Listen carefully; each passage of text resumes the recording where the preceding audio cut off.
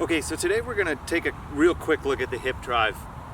We're not going to get into major detail on it because it's a very advanced motion, but I wanted to give you a little bit of insight into some of the things that work, some of the ideas that don't work as well, and just the general idea of what you're trying to achieve in a javelin throw, because it's important to have some kind of basic hip drive working when you're throwing. So the muscles we're after in a good hip drive run just to the sides of the spine. These are our big hip flexors, our big adductors in the groin, and our glutes. So all these muscles are surrounding kind of our lumbar area and our pelvis and our sacrum, and they're really powerful when they're being used together. So when I'm going to do a hip drive, I don't want to try to get way out here in my mind and try to get to the outside of my frame. I kind of want to hang around thinking that I'm going to use these big chains that run through the center of my body. So as I rotate and turn into a throw, that's enough, because I've kind of maxed this. If I go to here, now I'm aiming over there. That was already now too much and I'm off kilter. So a good hip drive is going to take you from about here to there, and that's it. You don't need to try to achieve a lot more than that. As you get more advanced with it and gain flexibility, you'll stretch out and you'll be able to do a more stretched version of that.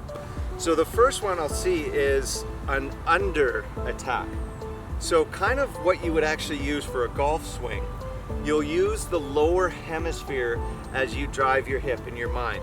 The danger with this is not only can it lead you towards the ground, it tends to cause you to collapse and buckle towards the ground as well.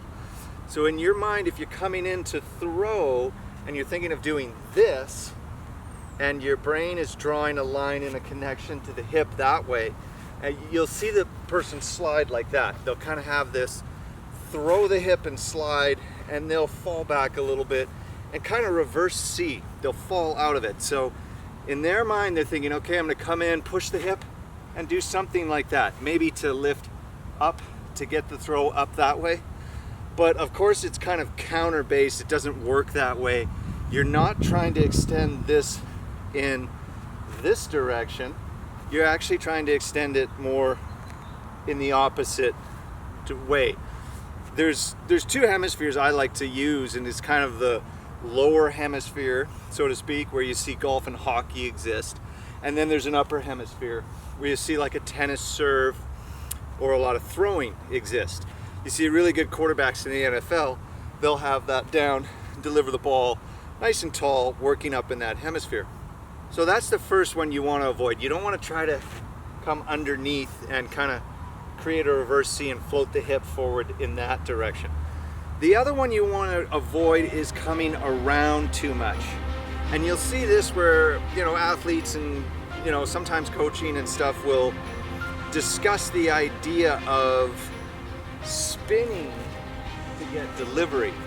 And they'll even bring up the lower foot. Now, you don't want to teach someone to flip that foot right over and roll it right over. You'll see elite throwers in that position, but it comes from a reaction from everything they've done previous to that. And what they've done previous to that is use a good position that allows support from the ball of the foot, the inside ball of the foot. So right here is what I want to kind of have working and driving with my hip. You can see right here, if I come in and I go bang and hit position, I need that lower inside ball of the foot, the big ball of the foot, to be supporting. If I do this is solid and this base is going to hold for a big throw. I can engage with that, right? So I come in and hit right in that position and hold. Just right there. Now if I teach that bottom foot to spin around and flip, it's going to pull me out of stance. And it's going to pull me out of stance just as I pass through some of the most important parts of when my legs are supposed to support the throw. So when I go to deliver and I'm in here, and I hit into the throwing position, now I've engaged and attacked to the front, you'll notice I need that inside connection to that foot.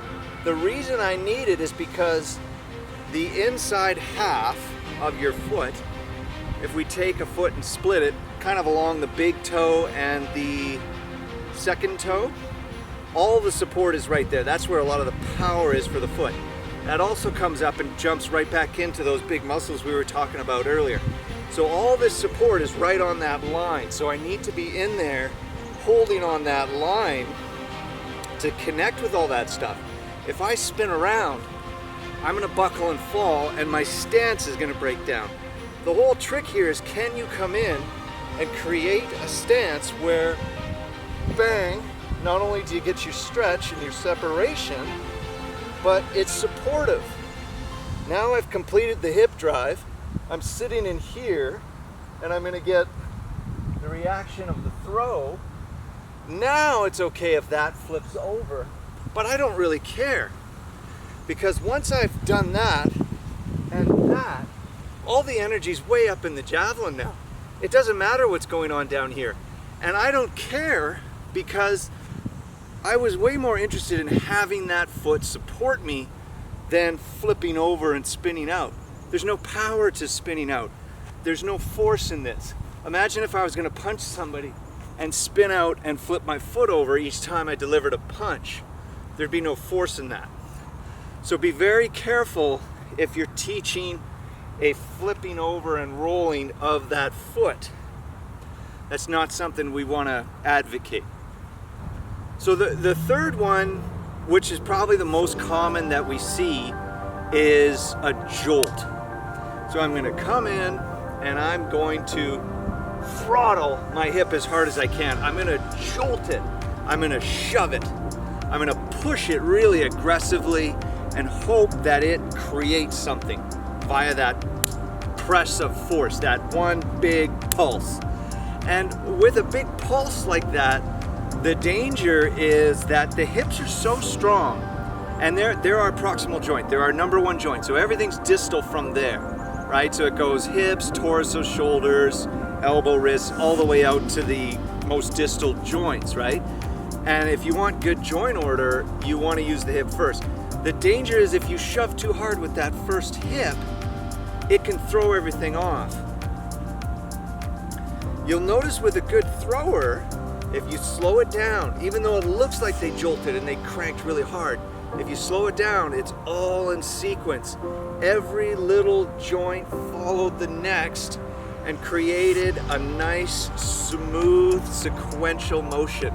So if you slow it down and you see that the person was in here and they went to throw and they created that and shoved and pressed out of their motion, instead of staying here and articulating through the motion, where it actually all could be done sequentially and into position and delivered and wound back, and they're still here, you want the second one. You don't want to move the building. We have to have everybody supported.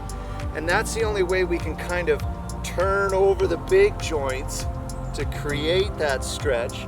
And then they eventually, you can see each part of the body will start to turn over and deliver one by one into the throw. And that's good, because what it means is not only are you connected, everything's supported. And that allows perfect transfer of energy, and you get all the power into the implement.